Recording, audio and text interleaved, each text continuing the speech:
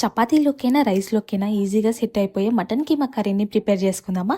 First కీమాని నీట్‌గా wash చేసుకొని పసుపు, సాల్ట్ వేసి ఉడకబెట్టుకోవాలి. ఆ తర్వాత కడాయిలో ఆయిల్, ఆనియన్స్, పచ్చిమిర్చి వేసి దోరగా ఫ్రై చేయాలి. నెక్స్ట్ సాల్ట్, పసుపు, అల్లం పేస్ట్ వేసి పచ్చివాసన పోయేదాకా ఫ్రై చేయాలి. తర్వాత టమాటా వేసుకొని అది ఉడికాక ముందుగా కుక్ చేసుకున్న కీమాని వేసి ఫ్రై చేయాలి. మీ స్పైసీనెస్‌కి తగ్గట్టు కారం, గరం మసాలా వేసుకోండి. లాస్ట్‌లో కొత్తిమీర ఎక్కువగా వేసుకుంటే నాన్ వెజ్ కర్రీలోకి చాలా బావుంటది. నేను ప్రిపేర్ చేసిన మటన్ కీమా కర్రీ నచ్చితే సబ్స్క్రైబ్ చేసుకోండి.